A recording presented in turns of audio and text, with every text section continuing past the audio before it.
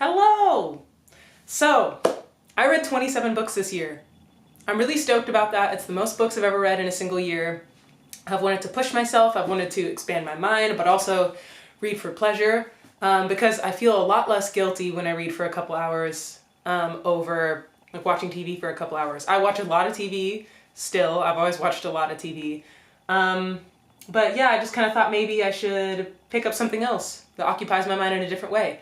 So it was reading and Zelda mostly this year. And for some reason, video games make me feel less shit about myself than TV as well. Maybe because I'm kind of using my mind as well. I'm a little bit active. Anyway.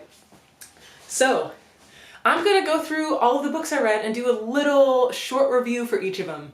I'm not going to go super in-depth. A lot of them I don't even really remember totally, but I have my notes in front of me to review. So this is just a random order. There are 3 that I read that aren't here because I borrowed them from friends. But, here we go. So, the first one is The Guest List by Lucy Foley. This was a mystery, it was a thriller, and she's the author of The Hunting Party, which I have not read. I have it on my shelf, but I haven't read it yet. And I saw like everyone reading this a year ago, The Hunting Party. So when I saw that, I was like, okay, I'll give her a shot. And it was great. I thought it was great. Sometimes it takes a lot for me to be like genuinely surprised by a thriller or a mystery, because I am unfortunately the type of person who's constantly trying to figure out the ending. I wish I didn't, because I like ruin the fun for myself most of the time. But I was trying hard the entire time, and I was genuinely surprised a couple times. So definitely if you're looking for like a good thriller that's like has a good couple twists that will genuinely surprise you, Guest List. That was really good. I'd say 4 out of 5. Okay, so the next one is The Celestine Prophecy by James Redfield. Redfield. This was recommended to me by my therapist, who obviously knows me well, and also my chiropractor, which is funny. I just kind of wanted to, I'm like on a weird no, it's not weird. I'm on a little spiritual journey right now, and I wanted to start reading some spiritual books. And this one was pretty good. My mom always told me with certain things, take what you need and leave the rest.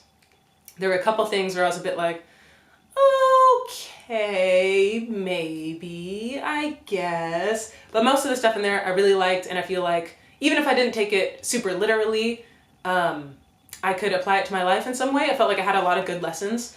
But what I liked about this is I'm trying to read more nonfiction, but it's really hard for me to read nonfiction. It just does not grip me like a thriller does. It's hard for me to sit down and read more than like 5 or 10 pages, because it's just like so much information at once, and I'm trying to absorb all of it because I don't want to miss anything. So I just read like a couple pages and then I get bored and I put it down. But with a fiction book, I can read for hours, you know. But this is written as an adventure book, which I thought was interesting. So it's like a storyline, but it has all these spiritual themes throughout it. If I was judging it just on the story, I would not give this a good rating, because like character development was lacking. I didn't really care about the characters. There were too many characters introduced at once, that type of thing. But that's just not what it was about. But it made it easier for me to digest it. So I appreciated it. I'm fine with it being kind of shit. And also there were a lot of typos, which was weird. There were like periods missing and stuff. That was kind of strange. Especially because this came out in like, published in 1994. Y'all didn't go through and see all those? Whatever. But Celestine Prophecy, if you're looking for a nice spiritual thing about like your energies and stuff like that, I'd say it's pretty good. Pretty good. 4 out of 5? 3 out of 5? Maybe 3.5 out of 5. Sapiens. Oh, wow. Another nonfiction. This is the second book I read this year, I believe, by Yuval Noah Harari. Again, just trying to get into nonfiction, trying to expand my mind a little bit more, because I just like suck at history and I suck at stuff like that, and I don't remember anything from high school, so I'm just trying to like get a little bit more informed. But this was really good. A Brief History of Humankind. I don't know if that's a joke because it's a pretty thick book, but I'm sure it is a brief history. But it starts from evolution and then goes all the way to now, like how we think in the 21st century. But it's really interesting how civilizations formed, you know, how certain like traditions came to be, why we eat this way, what started this way of like hunting and living and stuff like that. It's actually really, really interesting. And it didn't feel super dense like a really boring textbook. It was dense, it had a lot of information, but the way he wrote it it felt really good. I enjoyed reading it. It felt like a person was talking to me. I want to read it again, but the only thing keeping me from reading it again, or any book again, is since I'm kind of a slow reader, like this would take me a long time, and I read one book at a time. So it's like, okay, am I going to read this again and not read this other book that's been sitting on my shelf for 6 months? But I do want to eventually. Sapiens, this is really, really good. If you just kind of want to learn some stuff about the world, great book. Great book. Let's do this one. One by One by Ruth Ware. Listen, I have stated that Ruth Ware was my favorite author for years now. For years. She's a great thriller mystery writer. The first one I read was her first book, which was In a Dark, Dark Wood. Reese Witherspoon picked it up for movie rights, so it should be turning into a movie soon. And I thought it was amazing. I thought it was great. And then her next 2 books I thought were really good. But her latest 3 books, it really pains me. It really pains me. I'm just not into it. This was about some people, like a corporate event up at this ski resort. And then they start disappearing one by one. Which I thought was interesting. I thought it was a nice concept. It came out in the winter, so I enjoyed reading it. I read it in December, you know, around Christmas. It was nice because it was snowy and stuff. But the twist was so underwhelming. I thought that there must be another twist coming. Like there must be. Like that couldn't have been it. But it was. It was it. It was kind of like this. Okay. And then the last like 50, 75 pages, I just kind of wanted it to end. Because it was revealed. It wasn't a huge reveal. It was kind of obvious. It really bums me out because I absolutely love Ruth Ware. I have all of her books on my bookshelf. I get them like the day they come out if I don't pre-order them. I've been to her book signing before in Seattle. She's the only author I've ever followed on Instagram. The only author I've ever gone to a book signing for. So I still really, really like her. And I'm not going to give up. I'm going to keep reading her stuff. But this one, just one by one, did not hit it for me. Or her last 3, which were Death of Mrs. Westaway and The Turn of the Key. Did not like those. But I did like In a Dark, Dark Wood, The Woman in Cabin 10, and The Lion Game. Sorry, I'm looking at my bookshelf over there. That's why it suddenly went like that. But yeah, maybe give it a miss. Oh, 3 out of 5, maybe. Let's not go with another bad one, shall we? Let's go for a good one! Marian Keyes Grown Ups. So I've never heard of Marian Keyes, but apparently she's like famous. She's written a lot of books, I think, like 10 or something. I think more than 10. Wow. She's written a lot. But I've never heard of her. She's Irish. And someone recommended this to me, I think, on just some random Facebook post. When lockdown happened, I was like, okay, give me some good books, because it's happening. When it first happened in March, I was like, it's happening, give me something to do. And this is one of the books I ordered. I ordered it along with a couple other books, and this was the last one I read from that bunch. And by the time I got to it, I was a bit like, what is this? They're like, someone hears something, and then they like slip and tell someone a secret at some family dinner, and I was a bit like, okay, I don't know, I guess that sounds interesting. But listen, what a pleasant surprise. This book was fantastic. This may be the biggest pleasant surprise of the year for me. I was not expecting to love it so much. I was so invested in the characters. It's about this one kind of large extended family. There are a lot of characters to keep up with. I think too many. There are like a couple people who just like have 5 kids who don't really have any lines or really reason to be there. And I'm a bit like, did they need to have 5 kids? That's like 5 more names to remember. Couldn't she have just had 2 kids? You know, especially because they don't really add anything to the story. They're just around. So there are quite a lot of characters, but there's a family tree in the beginning, which I thought was funny, which stressed me out when I first opened the book and hadn't read anything. I saw this and was like, okay, what am I in for? I don't think I can do this. But you can refer back to that, which is nice. But yeah, I was just really invested. I absolutely loved the family. I was sad when it was done, which is crazy to say because how many pages is this? 636 pages. And I was sad that it ended. That has never happened. Usually large books really scare me off. But yeah, fantastic. I want to read more of her stuff. It was great. Did not want to leave this family.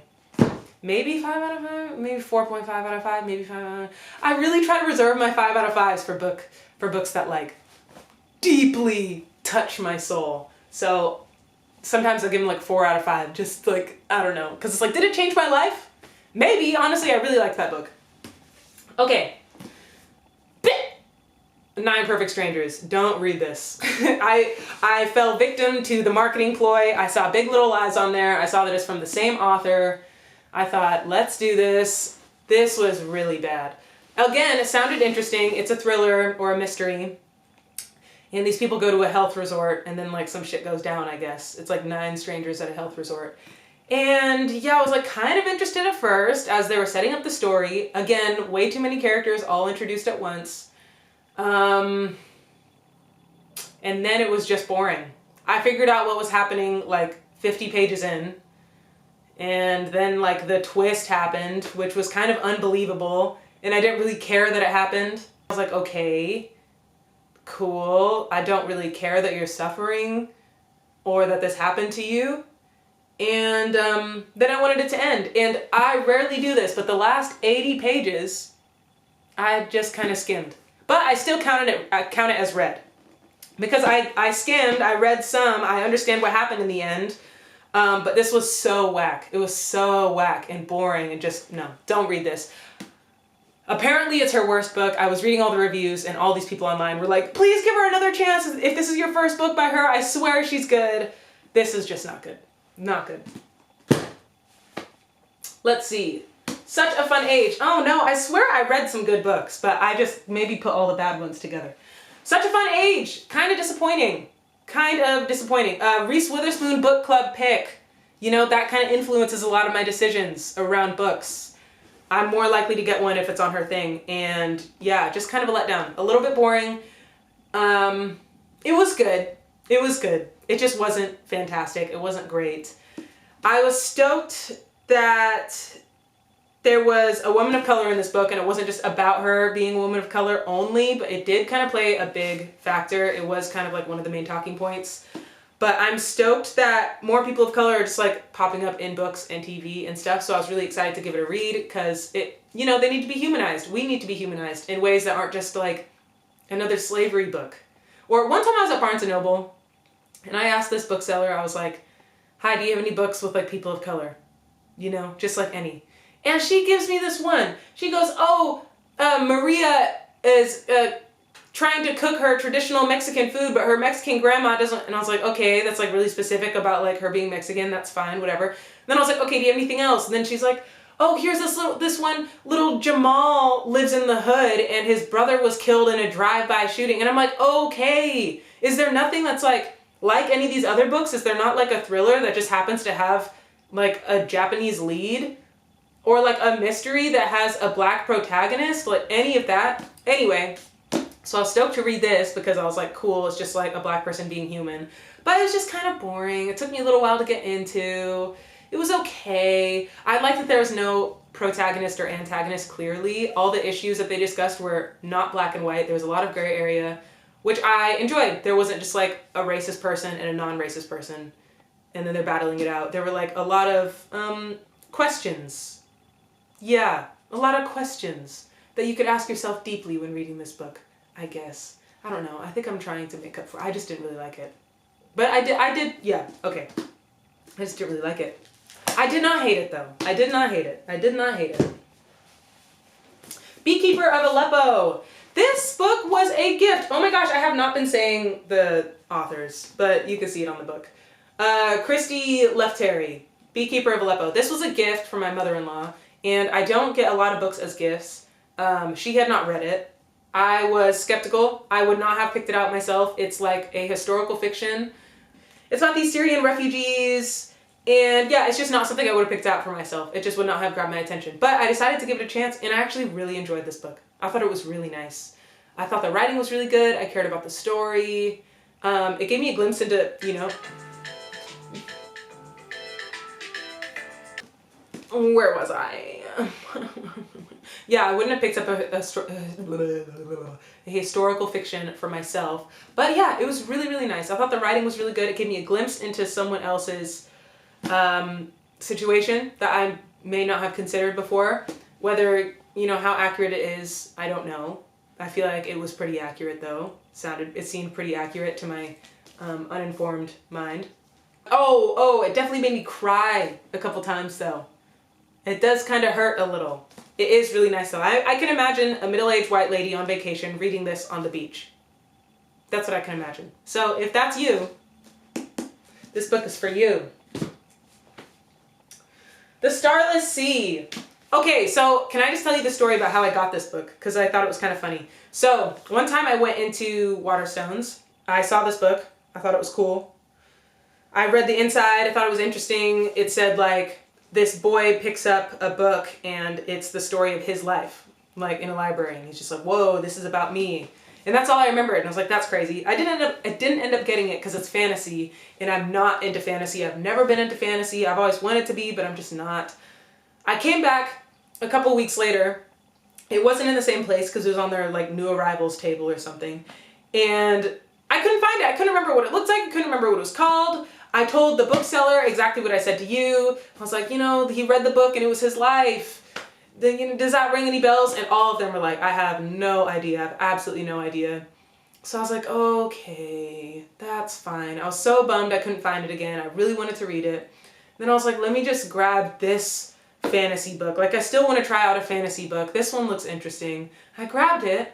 I started reading it. And it was the book. I just thought that was so crazy. Everyone I've told that story to doesn't think it's that crazy, but I thought it was crazy. I just picked up a random one and then it ended up being the one. Too bad I didn't like it. I did not like this. It is like half fantasy, half real life, I guess. It's like, fantasy but in the real world, which I appreciate. But I don't know. It was just like really, really confusing and so many moving parts that didn't all really go together. There was a cool bit where it was kind of like all these different stories ended up entwining with each other. Was that a word? Entwining. And I thought that was really cool. And when it did happen and like I saw them come together, I really enjoyed that. And I thought it was really beautifully written at times. I thought that was really interesting. But then there were so many like nuances to this like phantasmical, again, is that a word? World, that there was just so much to keep track of and some stuff just was not explained properly. It was just a lot. I feel like maybe there could have been fewer elements and they could have just been explained a bit better. So yeah, this, I feel like it's absolutely gorgeous though. I love this cover. I love this bee. Usually I give away the books at the end of the year that I don't that I don't want to look at my bookshelf and see, because I just like to look at my bookshelf and like remember the good times. And I want to give this one away, but it's so gorgeous I might just keep it just because it's so pretty. By Erin Morgenstern. Goodness gracious, that's her name. I forgot about that one. Okay, let's do Eleanor Oliphant is Completely Fine. I liked this book. I really did. It was really, really popular. I feel like when quarantine just went down, everyone was talking about this book. It won a lot of awards and I really enjoyed it. I thought the narrator was really good. I found it interesting. The twist I kind of called, so it was a little bit, I wasn't like, or anything, but I still thought it was a good twist. But I thought it was really nice. I thought it was overall quite enjoyable. Would I recommend it to someone as one of my favorite books? Probably not. But if they're looking for something specifically like this, like a realistic fiction, this is by Gail Honeyman. Excuse me.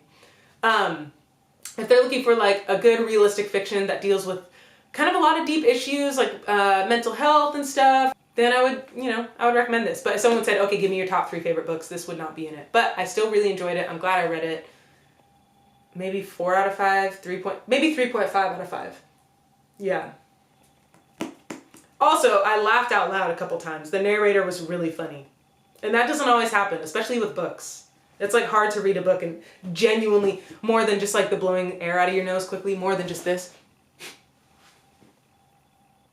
Blew a little snot out there. But I was genuinely like, let's do this one. 7 Husbands of Evelyn, Hugo. Taylor Jenkins Reid.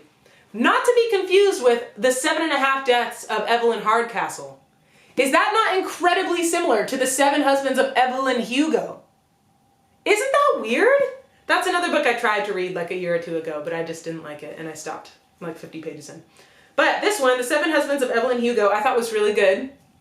I think it was really well written. It made me feel like I was actually watching a movie. It's about this Hollywood movie star woman who was famous in, what is it, the 80s, I think, or something.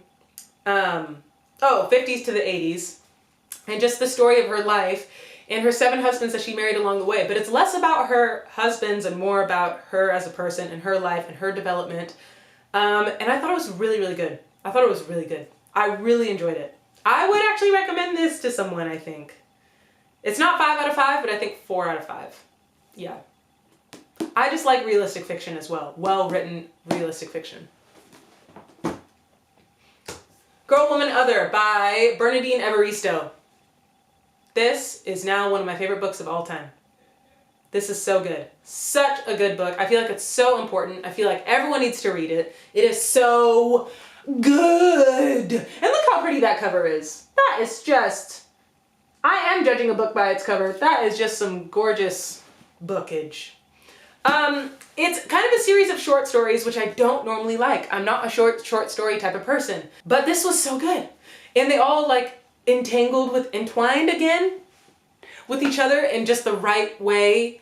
It was, yeah, I don't know. I just think she did it so perfectly. And everyone was different. It kind of went around to all these different women of color in the UK, looked at their stories and explained about their lives and stuff. But everyone was so different and was in different situations, different outlooks on things, different ages, different stages of life. It was so beautiful. It was so beautiful. And one character that you may have judged 3 chapters ago could now be the main character of this next chapter. And then you hear about her backstory. But it's basically a gaggle of women who are black and live in the UK. And it's amazing. It's absolutely amazing. Fiction.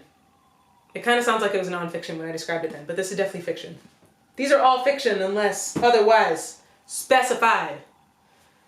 My Sister the Serial Killer. I liked it. It was cool. I read it in like a day. It was pretty good. I enjoyed it and I kept reading it. But I didn't really understand the hype. Oh, by Oyinkan Braithwaite. I don't know totally how to pronounce her name. Marketing works on me sometimes and I really hate to admit it, but I saw it in all the windows of all the bookshops. But then I also saw people on the tube reading it and stuff, and I was like, you know what, that actually looks really good, and I just saw it on loads of like, read this now lists. So I was like, okay, I'll read it now. I didn't realize it was gonna be so short. It's like really itty bitty. It's like 200 pages? Yeah, it's like 200 pages. But I thought it was pretty good. It's about this woman whose sister is a serial killer. And she has to kind of clean up her mess after she kills people. But it's really good. It's also about sisterly love and relationships. My camera died, sorry. But yeah, I feel like I said enough. But good sisterly love, relationships, good book. Would I recommend it? I'm not sure. I just feel like my recommendations sometimes are a direct reflection of me, which is not true. I didn't write the book. But I feel like if I recommend someone a book and they don't like it, I'm like, oh, sorry. Like, ugh, what do you think of me now? I don't know. I just take it like really deeply. So I really only want to recommend the books that I like would die with. Okay, next one is Where the Crawdads Sing by Candace, damn it. That's not her name. Where the Crawdads Sing by Delia Owens, or Delia Owens. I'm again not sure how to pronounce her name. But I love this book. 5 out of 5. 5 out of 5. 5 out of 5. One of my favorites of the year. I think it's absolutely amazing. It's about this girl who lives in a marsh. What else does she do? She lives in a marsh and basically her whole family left her. And she lives in like the deep south in, no, North Carolina coast, excuse me. That's kind of southern, isn't it? I don't know. But in the 70s, she's growing up in this marsh by herself and she's like 10 years old and just has to figure out how to find food and then eventually like make money. But then, you know, love and relationships eventually with no family around to help her. But it's just amazing. But then at the same time as this story is going on of her in the march. There's a second story where the chapters kind of go back and forth. There's a second story that is investigating a crime that took place also in the town. I won't say anything more than that, but it is absolutely amazing. I think the writing is beautiful. I loved the main character. I even remember her name. It was Kaya. I don't always remember characters' names, but she really stuck with me. I thought it was amazing. Definitely give this a read. 5 out of 5. I was on the edge. I was on the fence about 4 out of 5 or 4.5 or 5, but definitely 5. Definitely. So good. The Last Mrs. Parrish by Liv Constantine. I'm getting better at this as we go on. I'm remembering their names. I'm telling you what the book is about. This is about this woman has everything, named Daphne, I think was her name. She has everything. And then Amber, who has nothing, the world has treated her poorly, thinks that she deserves everything that Daphne deserves. So she sets out on this whole plot to basically take over Daphne's life and just become the last Mrs. Parrish. So yeah, she's kind of like evil. This was recommended to me by a couple people. I didn't really like it. Gotta say, didn't really like it. I'm kind of bored of like the crazy woman narrative. Just like, oh, she's insane and blah, and then it really didn't go anywhere, and then it was just kind of like, whatever, I just didn't really care. It wasn't that, she wasn't as like clever as she thought she was. I feel like the character and also maybe the author, that's kind of a mean thing to say, but maybe the book just was not as clever as maybe it thought it was. I just wasn't really like, astounded at any point. It just kind of existed. It was okay. I read it, I finished it, I was interested most of the time, but it was okay. It was okay. Maybe give that one a miss. I don't know, a lot of people liked it though, so maybe look up reviews. Maybe it's just me. It's not just me, it's not a good book. Okay, let's see. Little Fires Everywhere by Celeste. I don't know how to pronounce her last name. It's NG. And I'm not going to try. I hate getting the books with the TV cover on it. I just think that is so lame. I want my book to look like a book. I don't want it to look like a TV. Anyway, but I got this because, again, it was recommended by a couple people, and it was turned into the TV show, and I wanted to read it before watching the show. And I enjoyed it. I enjoyed it. I'd say maybe 3.5 or 4 stars out of 5. What's it about? It tackled a lot of like racial issues, which I thought was nice, but it wasn't like a race book. You know, it was still a book with lots of different storylines and different characters and character development, but then also they just happen to be different races and they ran into, you know, the natural problems that occur and issues and stuff that occur when people are different races, because that does happen. But it's like this rich white family, and then this mom and daughter, this black mom and daughter move into town, and their kids start hanging out, and then a couple, you know, issues arise, and then there's like this, and then there's some Chinese stuff that comes in. There's like a Chinese woman with a Chinese baby, and then they have some issues that they run into. But I thought it was really nice. I love reading books with more diversity. We need more of that. That's also another reason why I wanted to read this. I'm really, really here for more diversity in books and movies and stuff, so I really appreciate that, and I want to keep supporting them. It did not absolutely blow me away. And okay, I felt like it could have been a bit more dramatic, and then I feel like the show could have been a bit less dramatic. The show was incredibly dramatic, and this was not nearly as dramatic. But I felt like this could have been more, because I definitely like expected to read this and be thinking like, oh wow, the whole time. But it was kind of more just like, and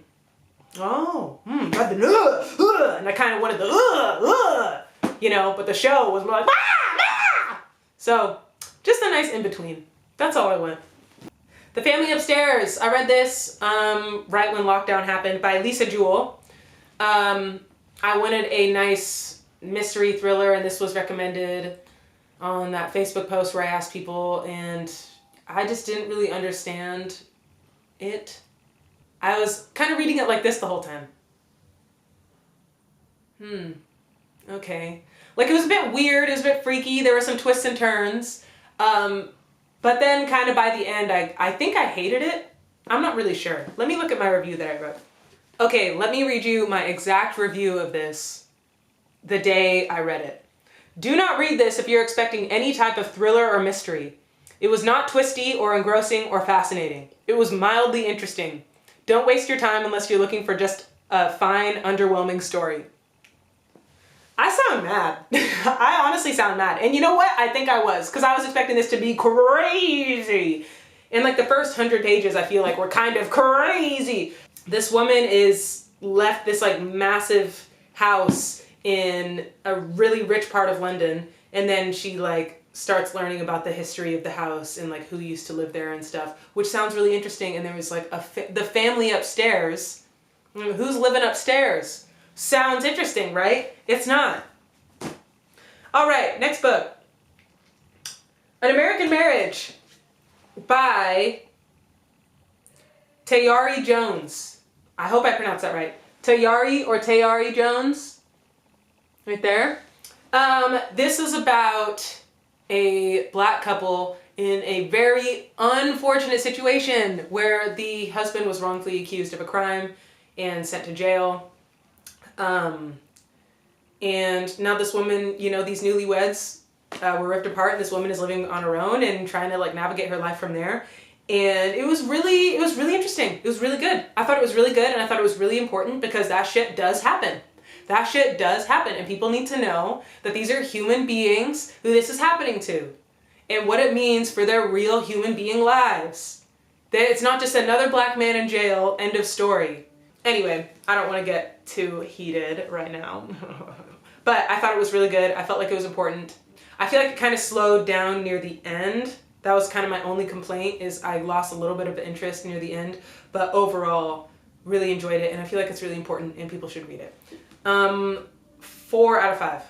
4 out of 5. Wool by Hugh Howey. Again, recommended to me because there's a badass bitch as the lead who I loved. I thought she was great. This is a crazy story and a crazy concept about these people who live in a silo. Outside of the silo, the air is toxic and everyone in the world has died and they're like the last remaining people. You know, so it's these people living in this silo and trying to not go crazy living in this, not seeing daylight and stuff. But the whole wool thing is they have these cameras that project the outside world on these screens inside of the silo. The silo's underground as well. These cameras that project the screen onto the screen so people can see the outside world. And the camera lenses get dirty.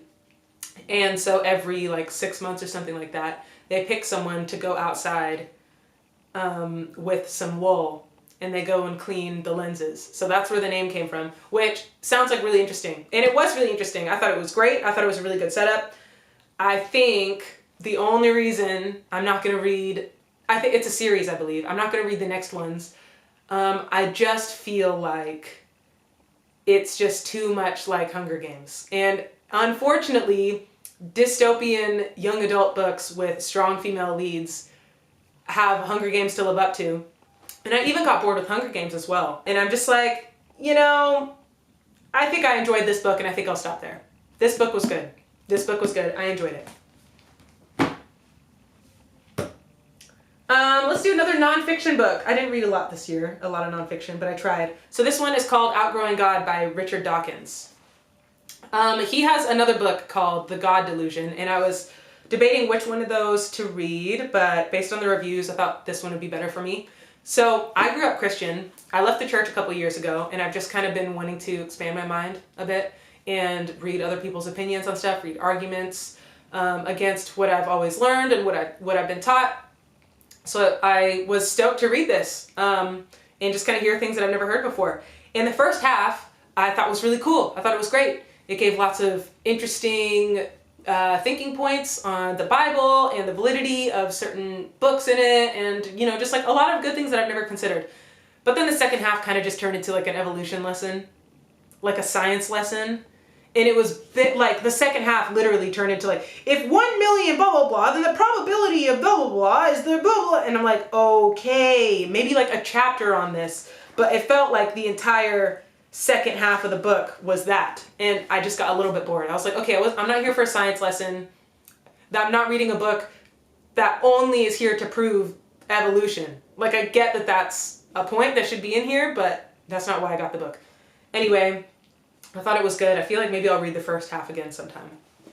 I don't know what I would rate that. 4 out of 5, maybe 3.5 out of 5. One of Us is Lying is a, Karen M. McManus. It is a mystery thriller thing. 5 students walk into detention and one of them dies in detention. And they're just trying to figure out how, because it was a crazy death. They don't really know how it happened. They were all in the room when he died. And no one saw anything. So that sounds like interesting, but then it just kind of got not very interesting. I was just kind of a bit like, whatever. It was a bit underwhelming. So I just read over my review of this to kind of refresh my memory. And I said that the author seemed a bit racially out of touch at times. I don't remember that. I don't remember why, but that's just something to consider. Oh yeah, I do remember it. So there were some twists. They were kind of twisty. I was a bit like this. I was genuinely surprised like twice, but I don't even think I was like surprised at the correct moments that I was supposed to be. Felt like the ending just sort of like happened, and then the book just sort of like ended. Like, you know, the big reveal is supposed to be like, the big reveal is happening, and then I think like halfway through the big reveal is when I realized that it was happening. I was like, oh, it's happening. Okay, but yeah, I don't know. It wasn't, it's a young adult mystery. I like young adult books, but I think I just don't like young adult mysteries. I just was a bit like, and it was maybe a bit too young adult-y as well. Played on a lot of like high school stereotypes, which I'm not super into. The Rosie Project is a really interesting concept. This one is by Graham Simpson. And it's what I appreciate about this book so much is giving a voice to people or creating characters based on people that have not had characters modeled after them normally. It's about an autistic college professor looking for love. And he has this whole like experiment set up to find the perfect wife or partner or whatever, and it's called the Rosie Project or something like that. But it's really good. It's really, really good. I really loved the narrator because, you know, he's writing it as an autistic person. I'm not sure if the author is actually autistic. From my limited knowledge, to me, it seemed kind of accurate. I've known a couple autistic people in my life. And I know it's a spectrum and it shows up differently in different people. So I don't know, but I enjoyed it. I felt like finally I got to read about a character who's not like a straight white woman who's just like middle-aged and rich. Like that character is kind of boring. I'm kind of bored of it. So I thought this was really awesome. I loved it. I thought the narration was awesome because the way he like described things were so like matter of fact at times. It's so like observant and just like straightforward. I thought it was awesome. It made me laugh out loud a couple times. It did not deeply move me. I will say that. Did not deeply move me. I might recommend it to someone. But I am not going to post on Instagram or Twitter or whatever and be like, everyone needs to read this book. But if someone's asking me about books that I really enjoyed this year, I would say this one. For sure. For sure. Maybe just a bit boring at times. Maybe that's my main complaint. Just a bit boring at times. Places I've Cried in Public by Holly Bourne. So this is this high school, college age, I think it's her first year in college. It's a young adult book. And she's like revisiting the places she's cried because of this relationship that she was in for a really long time in high school. And I thought that was interesting that like, you know, the chapter was named after the places that she cried. I thought that was good, like the coffee shop. And then it was like the story of what happened in the coffee shop. So I thought that was really good. The main reason this book makes me feel weird is, the main reason I don't love this book is probably because it makes me feel a little bit weird. It's kind of about an abusive relationship, and I would not say I've been in an abusive relationship, but I have had an ex-boyfriend who reminded me way too much of one of the main characters, and it really made me uncomfortable. Just like emotionally taxing and like weird. And just, I mean, he's meant to be that. He's meant to be that. I think it just hit a little bit too close to home. Like emotionally draining and manipulative. It was just a bit like, oh, it just kind of made me uncomfortable. And I think when I finished reading it, I was like, oh my goodness, like I need to lay down. It's a young adult book. I don't know how many young adults should read this, but it might give them a good perspective on what kind of red flags to look for and what little things that you might not notice as a kid or a teenager might not see as total red flags. This might get them thinking that maybe those things are kind of red flags and like, oh, maybe I should say something when he says this really weird thing to me. Yeah. Interesting book. Interesting book. We Are the Ants. Oh man, I swear I read good books. This book was awful. We Are the Ants by Sean David Hutchinson. First of all, first red flag is this cover. This looks like an at-home project to me. I don't know why. I think it's the font specifically, just like right in the middle and then the font and the size of the words. It just looks like someone printed it at home, like I'm reading someone's high school project or college project was to like publish a book. And this is like the cover they came up with. And then, so reading it felt weird. It felt like I was reading someone's like project rather than a real book, like a real novel for a while. But I thought the concept was really interesting. This kid is abducted by aliens. And these aliens give him a button to press. And they say like in 60 days or something, you either press the button and save the entire world, or if you don't press it, the world is destroyed. And, you know, then he goes back to his mundane life with his single mom who's struggling financially and his brother who just knocked up his girlfriend and he's getting bullied at school. And so he's like, maybe I should just let the world die. So that sounds like a great concept. That sounds like a great concept. You know, it was really boring. It was boring as shit. It took me like 2 months to read this. And like I said before, I read one book at a time. So when reading this, I was like, bro, is this what's keeping me from reading other stuff? It was really bad. The ending was whack. The characters were whack.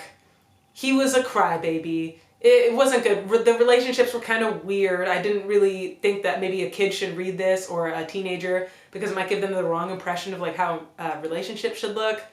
Lots of things weren't explained. This was absolutely whack. I can't even remember how I heard about this book, but I was trying super hard to get a hold of it. I emailed like 3 bookshops. I was like, do you guys have this? And they didn't have it. And I had to like order it from America. It was just, yeah, no, not good. Not good. Don't read that. I feel like no one's even ever heard of it. That's not a reason to not like a book, but I'm just saying. The Power of Now. I finished this morning. This is book number 27. Oh, yeah, well, there are 3 other books that I don't have here, but this is my 27th book that I read this year. Okay. This was great. Again, I'm trying to read more like spiritual stuff to open my mind, and that's what I'm doing now. I have a lot more books, like spiritual books and self-help books. I like to say self-improvement books because I feel like self-help has like a negative connotation. Like you're a sad, depressed person which you know is fine, who's just like reading this book like how to make friends, how to be happy, and they just look pitiful and shit. But anyway, self-improvement. The Power of Now by Eckhart Tolle. It's kind of about just living in the moment, but it explains it in really interesting ways. In a nutshell, it's just like be aware of the present moment and everything else just kind of dissolves. And I'm really, really glad I read this. I would recommend this to people, but I would be a little bit scared who I recommended it to because I feel like it could scare some people off because it at times sounds a little bit like hokey-tokey, a little. Like, I feel like if I gave this to someone who wasn't ready for it or they were kind of closed-minded or don't want to read anything spiritual or consider ideas that they've never thought of before, this might not be the book for them. But if someone is like, I am ready to expand my mind and like read something, how many times have I said expand my mind? Read something that's like kind of different and like makes me think about life differently, makes me think about my own thinking differently and stuff. This is a great book for that. This is a great book. My main thing with this is I feel like now the work is on me. I feel like it had so many good points. I highlighted and underlined so much in here. Like, look at this. Like, it's so good. But now I just need to keep up the work. There's so many good things in here that I want to remember and that I need to remember in like hard moments, in the middle of arguments and stuff, and even like in times of anxiety. Because I feel like you could read this and then put it down and then just like live your life normally. But you read this and then hard work comes next. So I thought that was great. 5 out of 5. The 3 other books that I read that I don't have, I borrowed from friends and roommates and stuff. One was The Beach by Alex Garland, and that was the first book I read this year, and it was so good. It was so good. It was like an action-packed, like, like adventure kinda, and then like a thriller almost. It wasn't really a mystery, but it was just like action-packed and crazy, and I thought the characters were sick, and it was just like so dope. I loved that book. I thought it was great.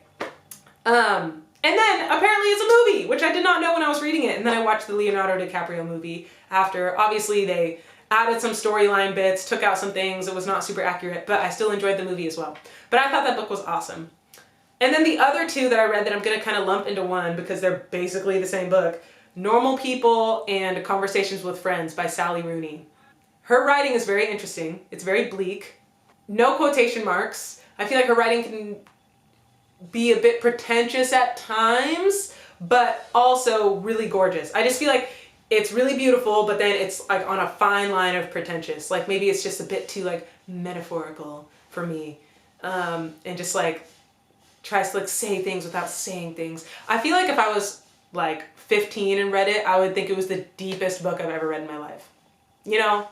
But 24 and reading it, I think I'm a bit like, okay, I'm not super like impressed with like how like deep this is. Like it's so like deep and like, oh, it just like ripped my heart out and like it was gut wrenching and just like it just didn't hit me like that. I know I hit a lot of people like that, and I thought her writing was really good. I'm down to read more by her, but I just don't really care about the characters that much. I'm interested in them and I'm like invested, but like if they were hit by a car, I wouldn't really care.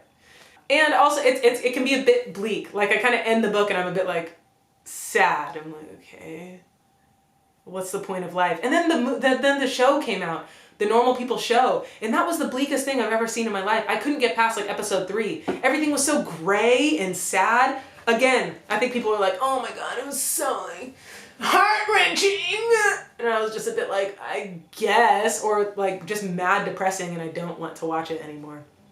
But listen, I feel like I sound like I'm super negative, but I think I'm telling you more about what I don't like about the books because that's what I remember more. But I did enjoy the books. I thought they were great. They were just really sad and a bit pretentious at times, but you know. And then finally, there were 3 books that I did not finish this year, which I don't like to do, but it happens sometimes. I tried to finally read 1984 by George Orwell because it's a classic. Listen, I got halfway through. I was very bored. I Googled it. Apparently it gets more interesting in the second half. Some say it doesn't. I was like, you know what? I can still love books even if I haven't read those classics. So that's a miss for me. And then also I tried to read Their Eyes Were Watching God by Zora Neale Hurston. I thought the cover was also gorgeous, which kind of led me to want to read it more. But, you know, I wrote some essays on this in high school, but I never read it. So I thought maybe now was the time to read it. And then, you know, with a lot of the things that happened in like June, I was like, even though I'm Black, I feel like I need to educate myself more as well. And I need to read more books by Black authors, especially classic books. But this is how far I got in. That's the front. So just like that little bit right there. Yeah, not for me. No, maybe I'll try again. But it's just like the writing also is written phonetically. Nah, nanny, no ma'am. Is that what he been hanging around here for? He looked like some old skullhead in the graveyard. Which is how they spoke 100%, but it's hard for me to read that. And it just like took a long time for me to read the sentences because it was just like, I just really had to like focus, and I think it was just making me a little bit frustrated.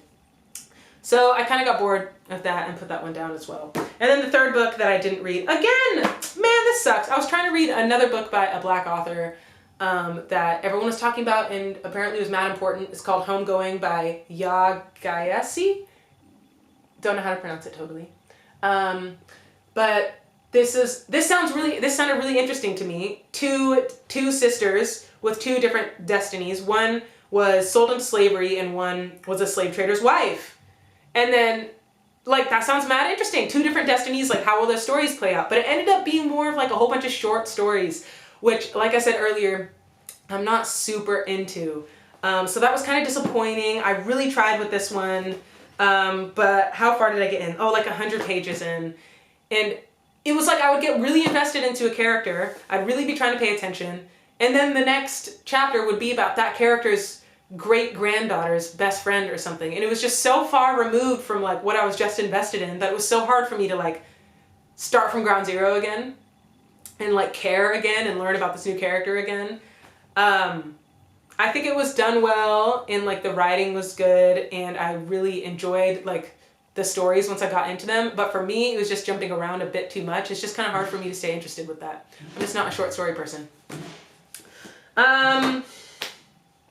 That was a lot.